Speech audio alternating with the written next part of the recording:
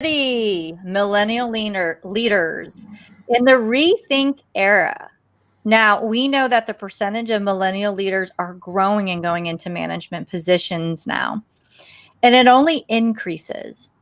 So, what's next?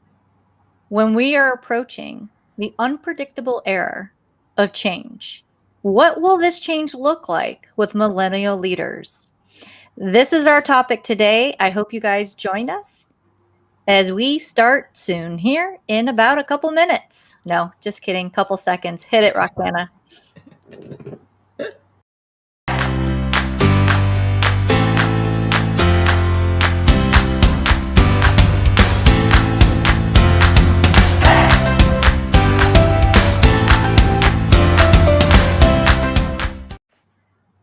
Good. I love this beginning. I love this. And by the way, I mean, people watching, let us know, how do you like it? Because I love the song. Yeah, Okay. we're working on a hook and teaser, trying to get all fancy there. But So here's the thing. yeah. Thank you all for joining us.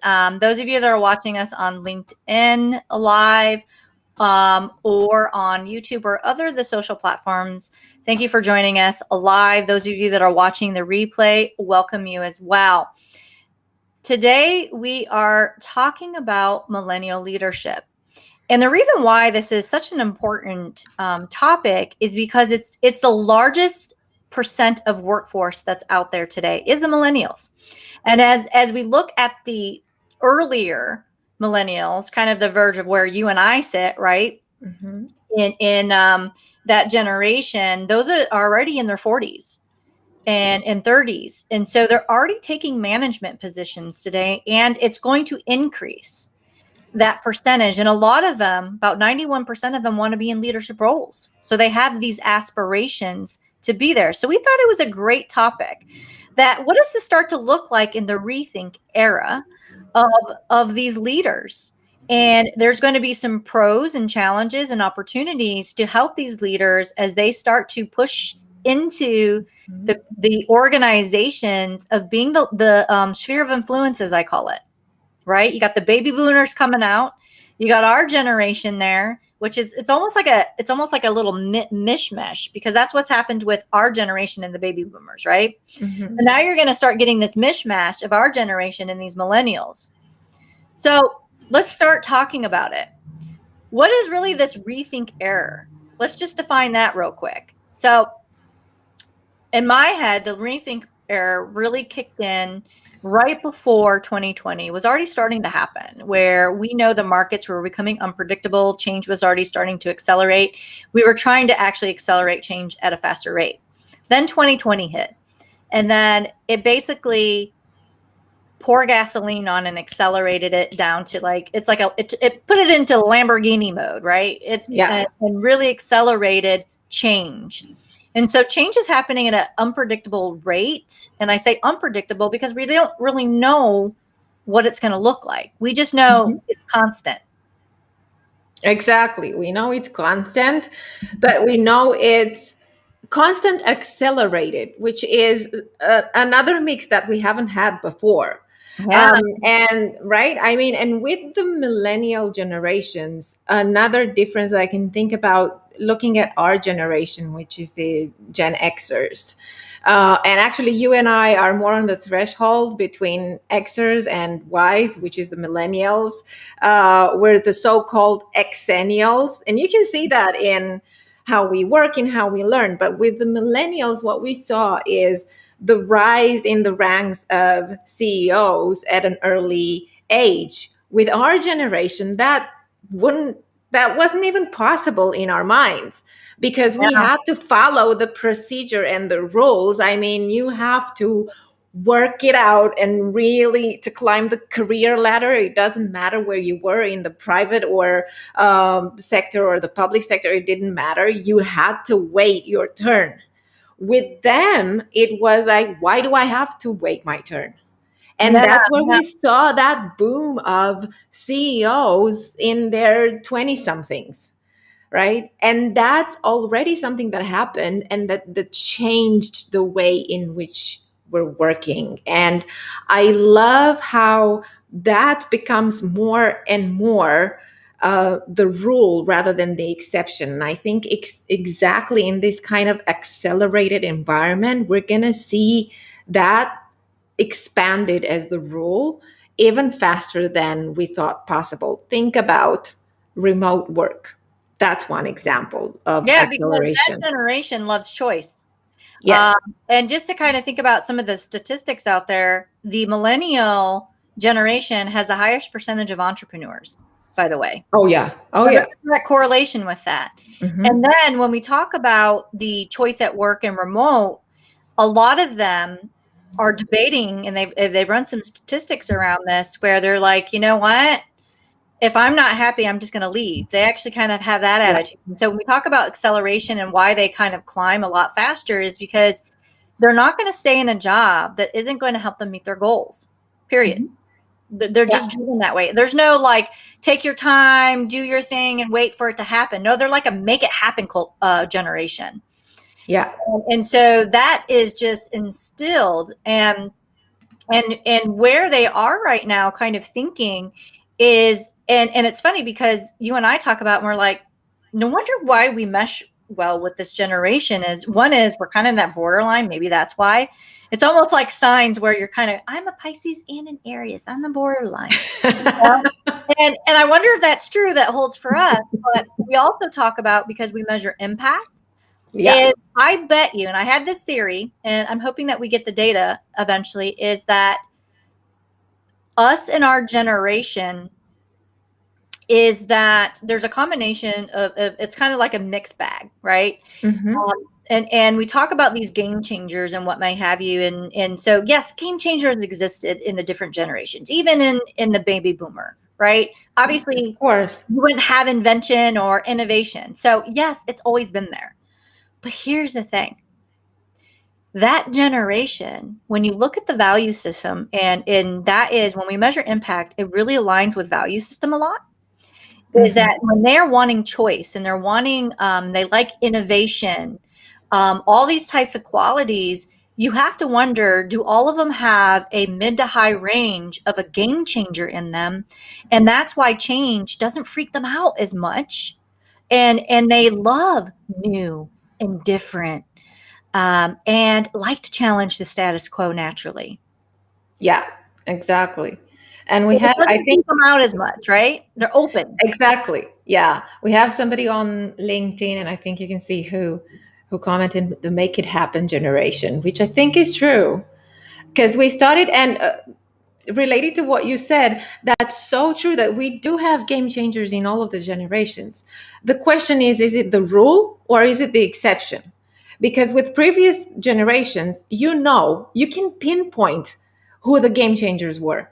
That's easy to do. It's like this is easy to see who changed the status quo and who created a revolution. Because typically you would have um, a lot of attention on that. Right now, we're looking at everyone is changing their world a little bit, one way or another. They grew, exactly like you said, they grew up with change. Change was all around, and even more so in the past year or so, right? So talk about acceleration, talk about change, talk about managing crisis.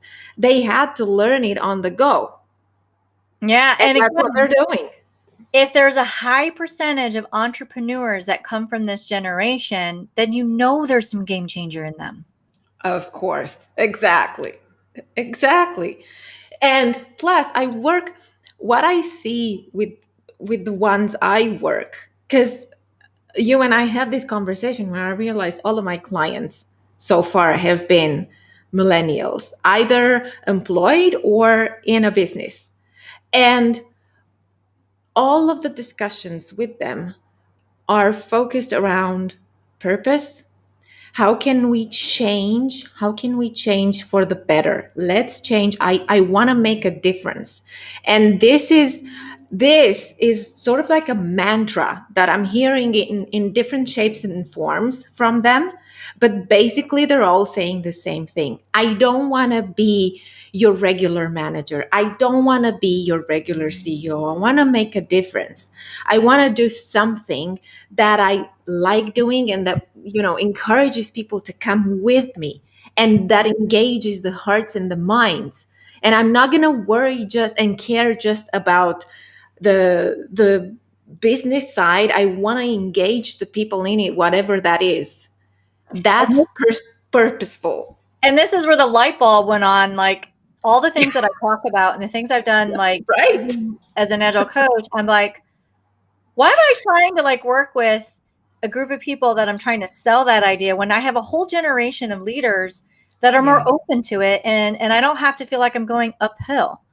And so, yeah, I changed my LinkedIn headline where I'm helping and support millennial leaders, because I said, you know what, they're coming in the leadership roles. Why not support and help them in creating choice at work cultures? Because that's what they want anyways. And what that looks like is the challenge. What does that look like when I still am working with Ys and baby boomers, and I might have my sphere? But again, if they're a leader and they have teams, which they love teaming, by the way, the teaming approach is their thing. Oh, so agile, right? You see where I'm going with this? Is that it makes sense to help them grow. Yeah. Because I don't have to sit there and try to sell. I can help them do what they need to do within their organization to get other people to come along. And so it just dawned on me, yes, I'm going to work engagements that it might not be that way. Don't get me wrong. But if I had a choice, right, and to choose, I choose that. And here's when we talk about millennial leadership in the RETHINK era. Let's talk about some of the things that some of you may or may not. And if you are a millennial leader, is this you? Is this right? Right? All these things. So let's talk about some of the articles and statistics that are out there that describe. Now, you talked about snowflake, but here's the interesting thing. When all I spent last weekend and a couple of, within this week before the show, reading article after article, searching millennial statistics, data, workforce, workplace, leaders, everything, right? And there was a common trend, which the weirdest thing about it, when we talk about this word snowflake, it doesn't jive with what the data is telling us. Yeah, it doesn't jive with the data, and yet it's there all the time. We hear it, and we were, talking about it. And what I see, because millennials are very big on positive reinforcement, and they thrive in this environment where you work on your strengths and you work on, and you and I, that's why we love the GC index and what it can do, because it really brings in, okay, this is how you make your best impact and contribution, build on that. And that's awesome. When we had the discussion about snowflakes, that's how, and if you're a millennial leader, you have to know that. You have to be aware of that. You have to be aware of how people perceive you. And the Gen Zs, so the generation coming after the millennials, they look at the millennials and they do call them snowflakes. And they don't appreciate that just only looking at the positive and the bright side of life. The Gen Zs don't believe in that. They're more realistic, and I think they're a combination of Xers and millennials in that they can be critical and they can work with positive reinforcement very well, but it has to be realistic. And so as a leader, if you're a millennial leader, you have to be able to have uncomfortable conversations. You have to be able to know how to listen. Exactly, to how to listen to feedback, especially when it's uncomfortable, and also to give feedback, the kind of constructive feedback or critical, because that's essential, especially because you're so big on working as a team and as a network, not as a hierarchy. And feedback is such an incredibly powerful tool that you have, and that I see millennials struggling with. They're uncomfortable with having uncomfortable conversations. And correct me if I'm wrong, but this is one of the things that I hear them that they want my help with. So Yeah, it's it's that's funny big. because, and I'll say outside of work and the dating apps. Okay, I was old school where, yeah, they had dating apps. I'm not, but what I'm saying is most of the people in the dating apps still actually physically wanted to see people and actually get to know them, and they had no problem doing it either way, because Yeah, meeting people and talking to them wasn't like this unknown thing. Now you have this whole generation that face to face and talking, like I had a conversation with somebody like, why would I at a bar ever go up and talk to someone? I'm like, what do you mean? yeah, yeah. Why True. is it so difficult? Right? Yeah. Like you're just talking. And Mhm. so my point is, I did some research also in Gen Z. I know this is about millennial leadership, but when we talk about millennial leaders, they're going to be around for a while. So this is why I'm Oh bringing it yeah. up. And when we talk about rethink era, they're the ones that are going to start shaping these cultures. That Mhm. the Gen Z, they've already said that they're the most lonely and isolated generation, Yeah. because a lot of them are used to independent. They're basically latched on to their cell phones and all these electronics, that you're going to be a millennial leader in this rethink era, that effective communication and Yeah. teaching is something that you're going to have to upskill with, because Mhm. you're going to have to teach that generation how to do that better. Yeah. You have to be their coach. That's the Well, thing. If they you don't want to, have it. that's like, Yeah, and giving the feedback, yeah, they probably might not have a problem writing it in text, but are they comfortable actually having a face-to-face conversation about it to you? nah, there's a reason why ghosting is such a huge thing right now. And it's been here for a while with the millennial generation. I mean, and ghosting in writing, and it doesn't matter. It's like, compared to the Zs, the Zs would text a lot rather than talk, but they would text you the uncomfortable stuff. Millennials just, Ghost. most of them ghost.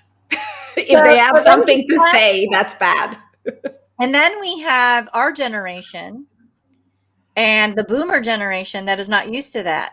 Yeah, Like, they want to pick up a phone and have a conversation. I think it's hilarious. My husband, he's 2 years older than me, so he's definitely an X, yeah. solid X. That he, works in real estate, and he's like, "Oh my God, why can't these people pick up a phone and have a conversation?" And I start laughing because I'm like, Exactly. you know, Who you're talking to yeah, and depends. he's like, but this texting, they don't realize in this highly competitive market right now, they're wasting time. And if we Yeah. actually had a quick conversation about this stuff, we can iron it out and I can help them. And it's like they're so used to doing this, and it doesn't matter if someone's busy at work or whatever, because I do that too. But I still don't have this problem getting on the phone and talking to people when it comes down to being important. Hmm. There are certain generations that have gotten to the point where they're just not used to doing that. Yeah. It's like, how many millennial folks out there that you probably grew up more where cell phones were common, and so texting becomes your way of talking versus calling people, Yeah. and so it just becomes progressional more. But here's the beauty of millennial leadership, and I want to make sure we touch on these things because it's not necessarily bad. These are just opportunities. Everyone has opportunities to hone in on their blind spots, is what Roxanne and I are talking about.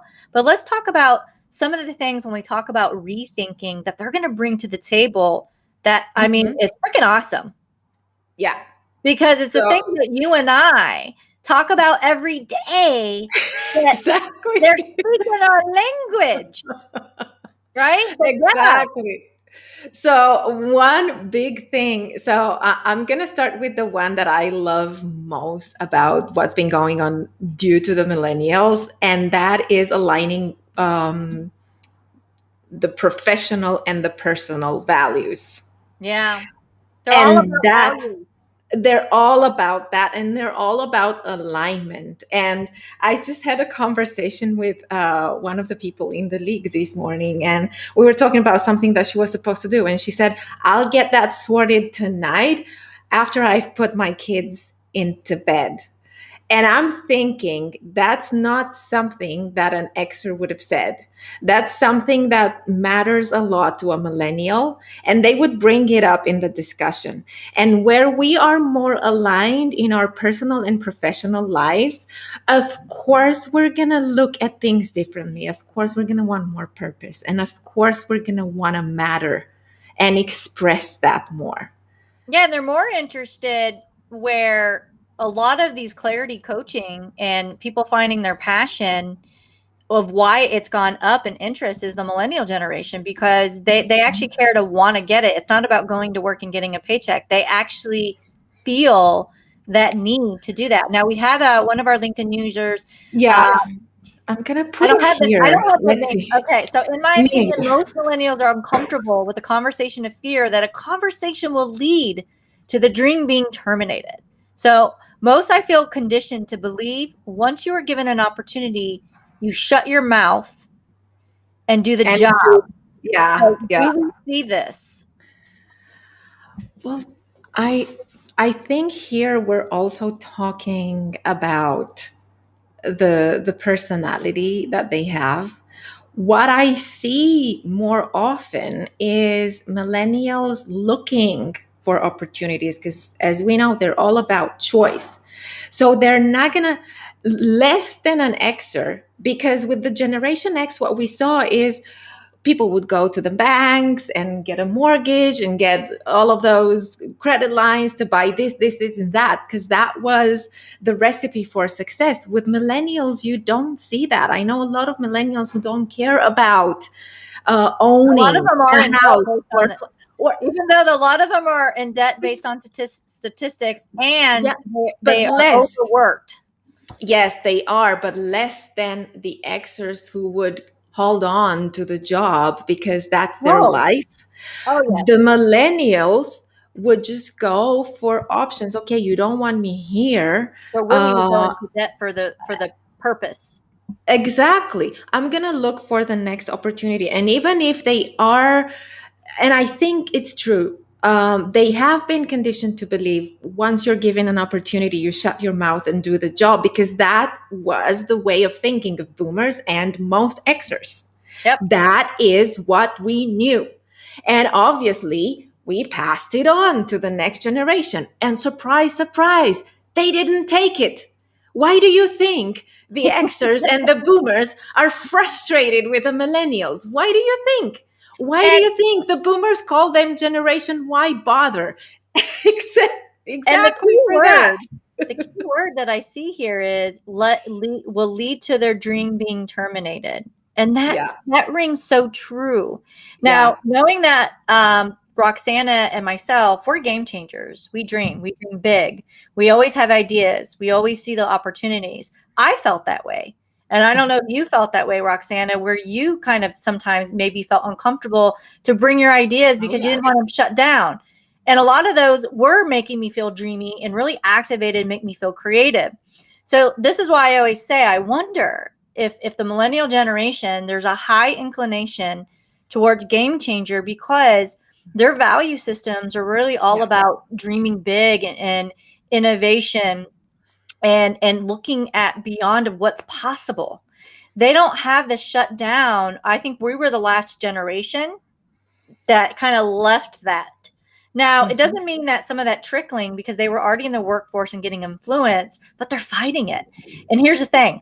If you probably ask most of them, when they get into leadership positions, they're already planning on how they're going to change it. They're either doing it in their bubble, in their teams, or if they get higher up the ranks, you bet your bippy, they're going to create cultures of choice at work, Mhm. where a lot of it's going to be remote first. And what does that mean is that aligns with choice, that is big for them. And Yeah. so as we start to think about their ever growing presence of leadership, this is why I love this group, these leaders coming on board. Not that I don't like the others. I'm spreading the love there, but I'm talking about my mission and purpose of what it aligns more, and why should I go against the grain and make it hard for myself? Why don't I help the ones that are coming up that already think this way? I don't want to have to sell it. And Yeah. so that dream, if you just heard what I said, I feel that way too. What I learn is working through that mindset, because when you feel that you're uncomfortable to speak and you have a fear, that is what I love to help millennial leaders, is to get that confidence in their voice, so we remove those barriers and fear and show the rock star awesomeness that we may not be seeing today. Yeah, I think that's exactly it. I mean, it's not that, yeah, they're conditioned to believe one thing, but and they don't believe it, so they fought it. Another thing is learn how to be and how to have these uncomfortable conversations, because not all of them, terminating a dream is not easy. And in at the end of the day, it's going to be up to you, because it's your dream. No one else can actually terminate your dream. It's That's up a to you to make it happen or to terminate it. Yeah, Right. perception is a projection if they're thinking that Exactly. way, because Right. what we learn is below below the conscious, you're already telling yourself that you can't make that dream. Yeah. Or that it's going to be terminated. Yeah, That's the reason. you're already Let telling me yourself and let me tell you a secret. This is the reason why everyone fears uncomfortable conversations. Do you think Xers or boomers like it? Do you think they feel comfortable when they give some negative feedback? They don't. But they know that if they don't give it, the situation is going to get worse. That's the only thing. It's we're all uncomfortable here. It's just understanding that sometimes having uncomfortable conversations in a caring and loving way can grow the relationship. It instead of destroying it. That's the thing. Or instead of terminating your dream, it might actually help you accelerate that dream. So that's what I see. Now, here's an interesting article. It talks about leadership styles, where they actually say Mhm. millennials are more willing to speak out. What Yeah. it's more of, you wonder, when they're embracing new ways and the culture that they're in, of where they're speaking out. And I think context is king. Yeah, So exactly. are they talking about organizations, of these large organizations that are really more traditional, that they're speaking out? Mhm. Or are they speaking out in more of the innovative, entrepreneurial, smaller companies that are going to allow them to give that voice? When I Yeah. when I saw that, it got me curious. I think they want to speak out versus they have the will. Where when I talk to people that might be in different generations, they don't even have the will. Mhm. Yeah. Difference. That there's So, a so difference. when I talk about creating the mindset and the environment to elevate the ability to speak out because you have that desire, that is what I think is a secret sauce with the millennial leaders, Mhm. because they have that desire to speak out. And we talked about teamwork, right? And they have a approach to the teamwork approach, which is one of the things I love, especially being in Agile. It's an easy adoption. And also when we talk about teaming, they care about motivating and engaging their employees, because they're all about the essence of teamwork. It's not about individualism. Yeah. And so what we do in organizations, when we're talking about system of systems and talking about resilience and being able to be adaptable, we need that mindset to think of what the value of teamwork approach versus that traditional authoritarian style. So they don't Mhm. have that. No, Check, they don't, because they bonus. don't care. They don't care about hierarchy, and this is what we've seen, and this is where I absolutely resonate with them, because I don't believe in leadership as hierarchy, but I believe in leadership as legacy, as you well know. So obviously, and that is big, because that is in why they're more willing to speak out, because they're aware of their leadership style. They're aware that they can be leaders from an earlier age, and even from from more junior roles. It's not about how junior or senior you are. It's how you're inspiring and how you're helping and how you're collaborating and what you're contributing and how you're making your impact. And I think this is where we resonate with them so much.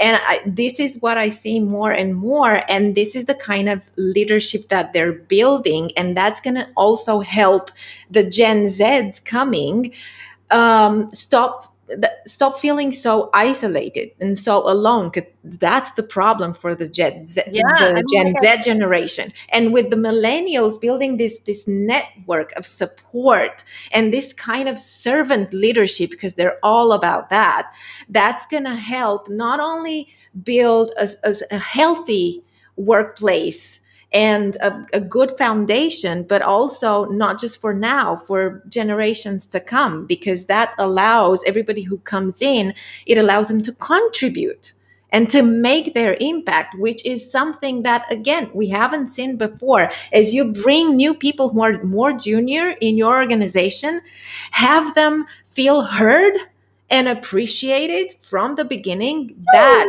is exactly.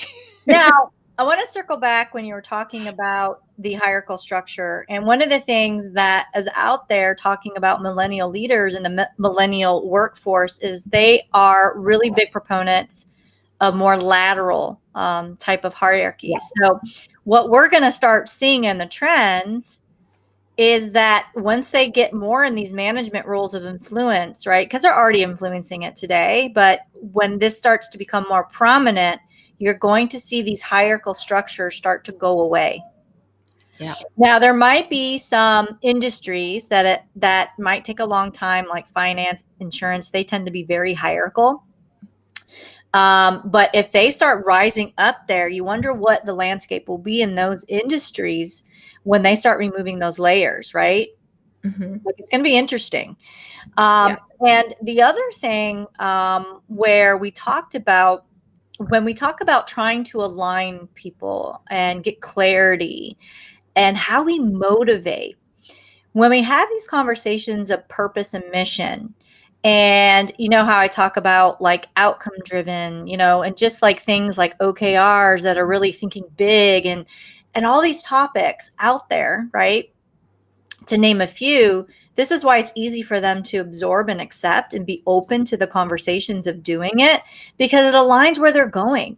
If you can say, wow, I can get everyone to align to a common purpose, they understand the mission that we are, and they all feel like they're being fulfilled as an individual and a person that hit their core values, because guess what? We all have the same, very similar values that helps us align as well.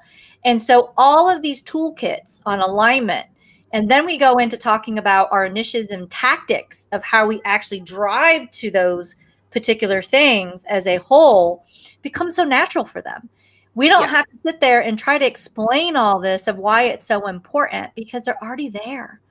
They're the ones who are probably the advanced adopters on some of these things that we're trying to do in Agile today, because now they're becoming in leadership roles and they're helping influence that now. Yeah.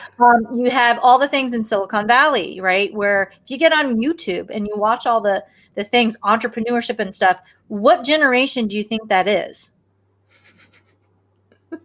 I think that's an easy one. But I also, what I Actually, I wanted to. let me say real quick, millennials is Yeah. the #1 viewers for YouTube, by the way. Oh, yeah. Yeah. I think And very most close to the users of Zeds, LinkedIn. though. Yeah, Yeah, they are. and I looked up the statistics for LinkedIn. Those of you that Yeah. may or may not know, is that the high percentage of there's actually a whole document that I share with you on millennials and how to target them actually on LinkedIn, because they're actually predominantly here on this platform. So what is that telling you, Yeah. folks? Yeah. I think it was something like 85% or Yeah. So go something ahead. like Didn't that. mean to interrupt you there. So now, what I wanted to get back to is what you said about teaming and looking at teams from an agile perspective. And I think this is where millennials really crave to to hone in their leadership skills, and especially the coaching and mentoring skills. They are true believers in coaching skill in the Servant management leadership. as a management style, Yeah, right? So they're all they're about looking, servant leadership. exactly, they're not looking to, and this is why I love it, because it's so long term oriented compared to other leadership styles that are all about, let's squeeze the life out of you now and then whatever. I don't care what happens long term with you. I only care for you to do the job right now. With millennials, we don't see that. They want, once they bring people on the team, first of all, they want to make sure that they bring the right people that mesh well with the rest of the team. And then they're not going to be, it's going to be hard for them to make a decision to let somebody go. And they're usually fighting for their team members. If they're in a corporation, I've seen millennial managers fighting for their people and talking and having honest conversations about, this is what I want to do, and I want to keep you on the team, and I'm talking to the management to make you stay because I want you in the team.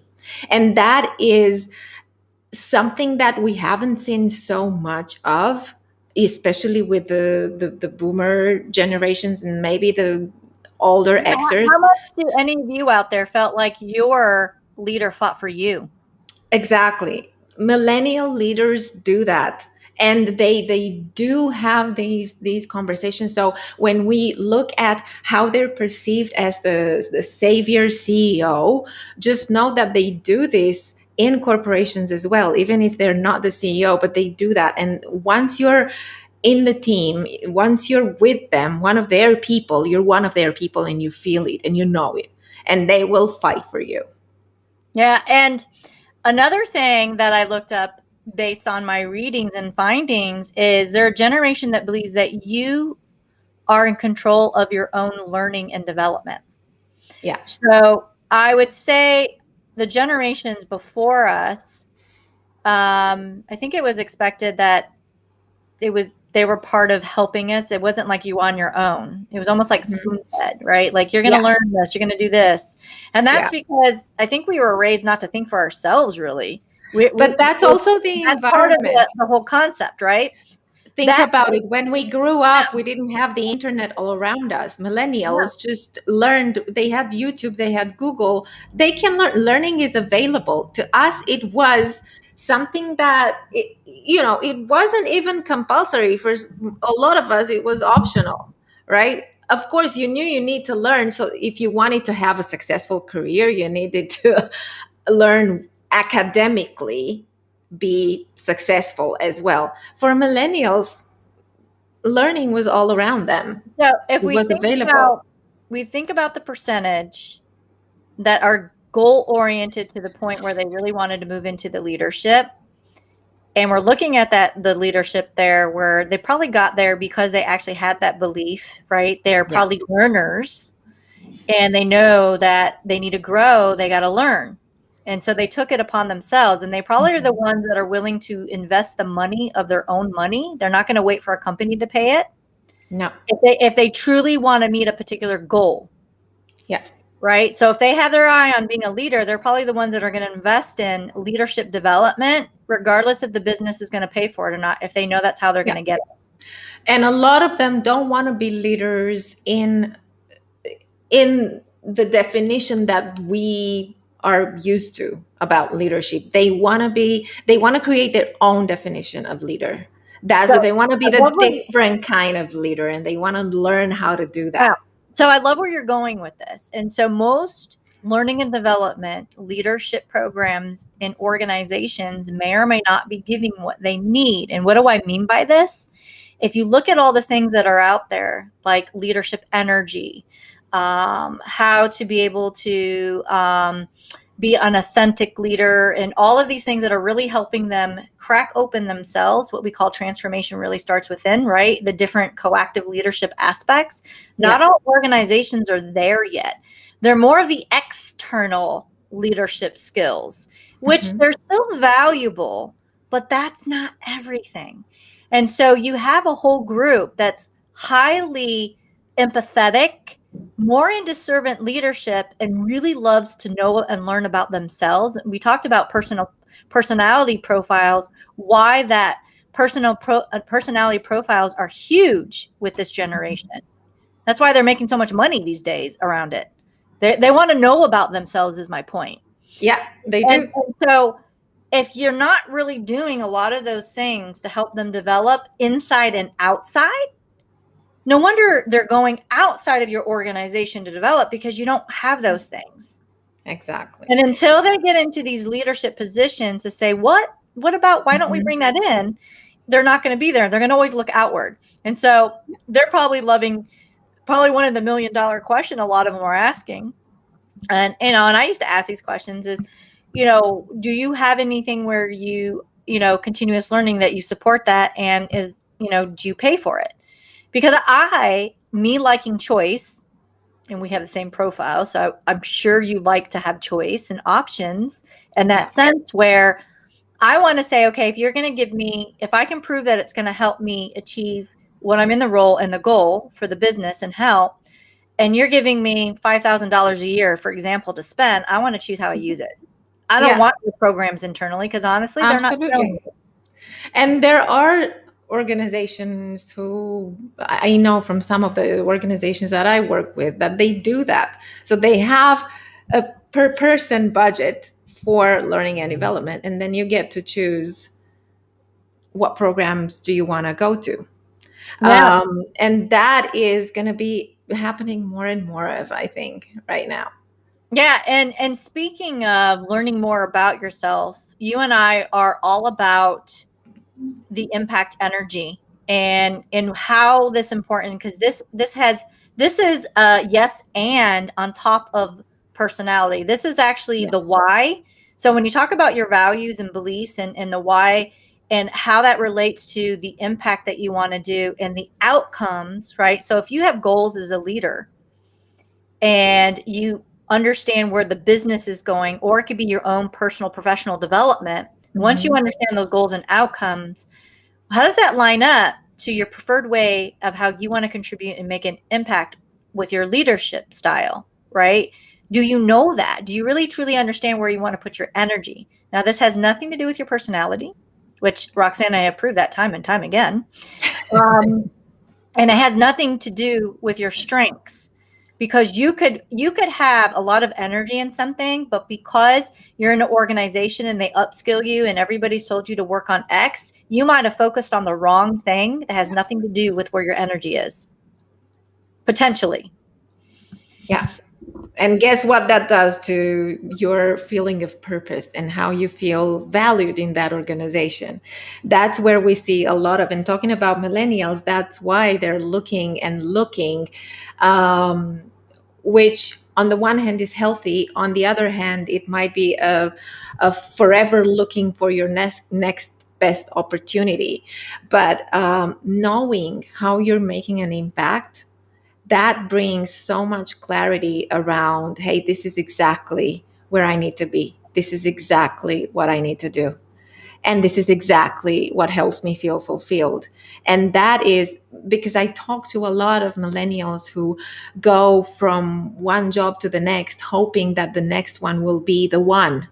They're still looking for the one, believe it or not, but differently, because they want to feel that purpose. And so it's very exhausting at some point. You don't want, you want to stop as you hit your 40s. You want to stop looking for the one or for the best. You want to have that feeling that you're there, that you feel fulfilled one way or another. And I think this is why you and I are so keen to help these leaders in this generation, particularly because we've seen the Xers fail time and time again when it comes to how fulfilled do you feel. Well, hey, there's a reason why things were coined midlife crisis. So every generation basically before, we know that you hit the mark and you have a midlife crisis. And a lot of time we all know that it has a lot to do with insecurities, that everything that you push down, especially if you're a very high performer, status driven group, right? And that's what we were taught, status, right? We learned it from grade school, moving up that ladder. And you have a wake up call that you're like, oh my God, my whole life I've been chasing, but I never really paid attention to me and what I need. And you start questioning. And a lot of this really kind of got accelerated in 2020. And so if you're a millennial and you're so connected to purpose, kind of circling this back, and you are in your 40s right now and it's hitting you hard, welcome to midlife crisis. But I'm not sure what's the difference between the boomer generation and the Xer generation on handling it. Because are we so stuck on purpose? Now, some of us are. I'm not saying we're not, but what I'm saying is your value system, you got so like used to it, right? You became immune. It doesn't, like, your shell is harder. That you're just like, you know what, I'm almost retiring, I'm going to push through it. I have that mentality sometimes, because I grew up that way. But I don't think these other generations, they don't have that in them as much as we do. I think we were the last generation, in truth. I think so. And looking at where we fall in this generation, I think we also see the differences in the X generation as well, where you have people who are, because a lot of us were influenced by the millennials, because influencing goes upward as well, not just downward a generation. And we've been so influenced, especially the younger Xers. We're more influenced by the millennials, because I think that's great, and I think that is what needs to happen more and more of. And I think this is exactly what they're bringing in the workplace as well, as they're open. They're more open than any other generation before them, I think. When it comes to understanding, first of all, becoming self-aware, and then managing their relationships. They still have a lot to learn. They still need to ditch the ghosting. Okay, but that's going to happen. It's not like they're going to make it happen, because they're all about improving themselves and others around them.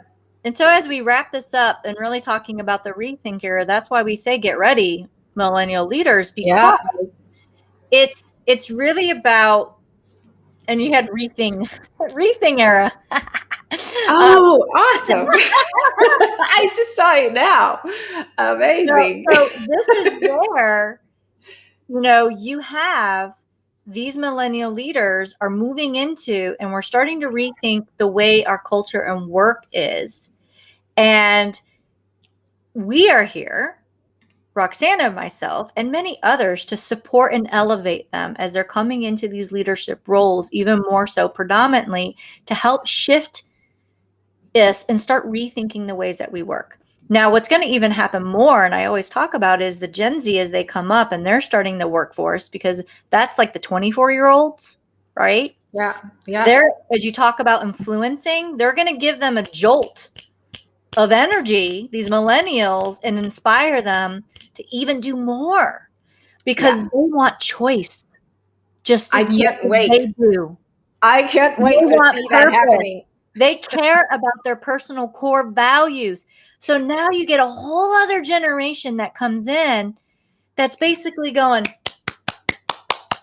yes, this is what we want. And they are actually, to your point, they won't even work somewhere if they don't get it. No, and they won't stay anyway. Even if they go and work, like, they won't stay for too long and that's another thing that I see, and they can learn from each other, is how you can create your relationships and manage them and really foster them. Because I think that is going to be the struggle, like maintaining good relationships, knowing that we might argue about some things, but I care about the relationship and I want to keep it, rather than running away at the first sign of potential conflict. That is going to be a struggle that I see. So definitely, I agree with that. What now, we wanted to say, our offer, I know we need to wrap up. Yes, exactly. So because we were talking about purpose and motivation and everything. Yes, exclusive offer for the free GC index. I have my Gen Z's printing. So yeah, free discovery session. So you just need to go to gamechangingwork.com. You will need to fill in the form, and Veronica and I will contact you to make this possible for you, so that you know how you make your best impact and contribution, what motivates you and energizes you. Isn't that awesome? And it's an exclusive offer for all our viewers here on the Game Yes, Changing exactly. Work. We're going to have a lot more tasty treats, as I call it, going forward, because again, we're all about individuals and really learning them inside out about the impact, right? When we talk about that, but also we love the teaming approach. And so we always will talk about other things. And I think this is why we love that generation, because they're all about teamwork, right? Yeah. Now, what are we going to be talking about next week? Oh, next week. A wonderful topic. I mean, know your bias and why that is the key to motivational leadership. And we're going to have a special guest as well with us. So stay tuned, because we're going to let you more about that. I'm not going to reveal who that is yet, because I want it to be a surprise, but stay tuned for that. And I wanted to send some love to somebody who was on LinkedIn, and I don't know your name because I can't see it in I don't have my headset. Get on LinkedIn. But sending some love over to you, and thank you for being here. Yeah, and come back. It says we're here for you, and that it was fantastic. Really appreciate you both. This has been very motivational for me. Guess what? It's been very motivational for us to have you here as well. Thank you for your comments and for watching. And those of you that are watching the replay, or those watching live right now, share this out, like it. It'll help promote, get others to see Roxana and I. When we talk about game-changing work, this is our passion. So when you ask about our purpose and our mission, this is why we got together. We met each other through the GC Index and then realized, oh my gosh, not only do we have similar profiles, but our purpose and mission is very similar. And we've been spending the last 8 months honing in and getting clarity around this and what really matters to us, and really talking about these topics. And I think I'm feeling really good about where we're going. What about you? I love it. Love it. Love it. All right. See you all next week. We have our special guest. And again, don't forget to like. You can go to our YouTube channel, the Game Changing Work channel, to see our prior episodes. But again, like and share with others, help promote it. Bye for now. Help support the Game Changing Work Show. All right. See you, everyone.